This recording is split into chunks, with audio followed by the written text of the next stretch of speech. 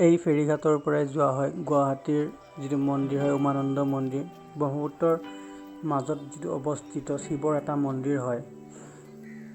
এই মন্দিৰটোৰ উল্লেখ কালিকা পুৰাণ আৰু শিৱ পুৰাণত আছে। এই মন্দিৰটো যিটো দ্বীপত অৱস্থিত, এই দ্বীপটোক কোৱা হয় ভস্মাঞ্চল দ্বীপ বুলি। কাৰণ এই দ্বীপটোত ভগৱান শিৱই তপস্যা কৰিছিল আৰু সেই তপস্যা ভংগ কৰিছিল কামদেৱে। সেই কামদেৱক শিৱৰ ক্ৰোধাগ্নি ভস্ম কৰাৰ বাবে এই দ্বীপটোৰ নাম হৈ গ'ল ভস্মাঞ্চল দ্বীপ। ইয়াৰ পূজাৰীবিলাকৰ মুখে মুখে প্ৰচলিত কিছু লোককথাও আছে। সেই লোককথাৰ মতে এই দ্বীপটোৰ সোঁহাতৰ এটা ঘাটত এজন পূজাৰীয়ে বাস কৰিছিল। সেই পূজাৰীৰ বহুতবিলাক জীৱ জন্তু আছিলে আৰু সেই জীৱ জন্তুবিলাকৰ ভিতৰত এজনী আছিলে কামধেনু গাই।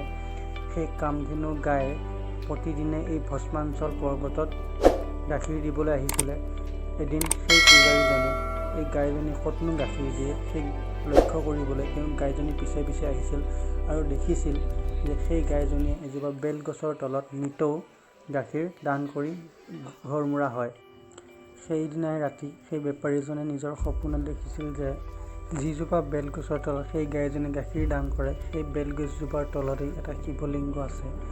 আৰু সেই সপোনটো তেওঁ ৰাতিপুৱা সঁচা হয় নে নহয় বুলি সেই বেলগছজোপাৰ তলত তেওঁ খনন কাৰ্য আৰম্ভ কৰিছিল আৰু তাত পাইছিলে এটা শিৱৰ লিংগ।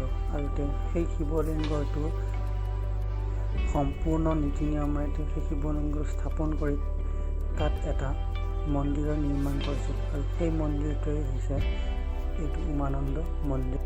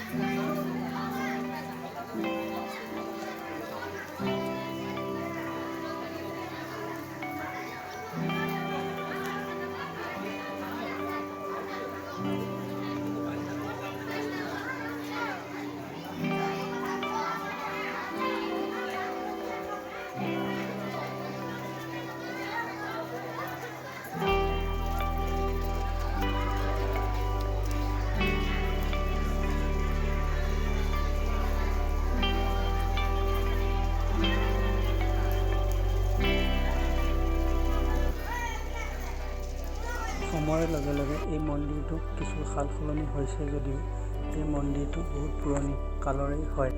এই মন্দিৰটোত শাওণ মাহত বহুতবিলাক ভক্তৰ সমাগম দেখা যায়। বহুত দূৰ দূৰণিৰ পৰাই এই মন্দিৰটো চাবলৈ বহুত পৰ্যটক আহে।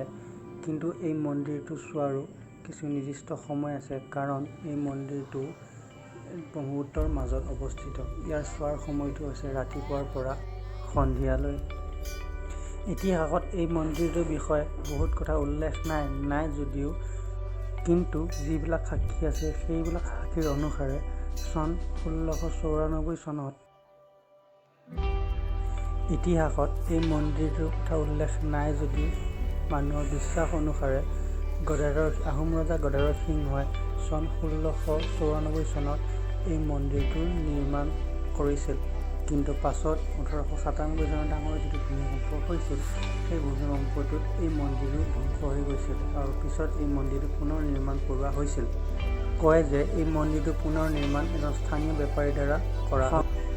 ইয়াৰ লগতে এই মন্দিৰটোৰ আৰু এই দ্বীপটোৰ এটা বিশেষ মহত্বপূৰ্ণ আছে যে গোটেই পৃথিৱীৰ ভিতৰত এই দ্বীপটো এনেকুৱা এটা দ্বীপ য'ত মানুহ থাকিব পৰা সুবিধা আছে।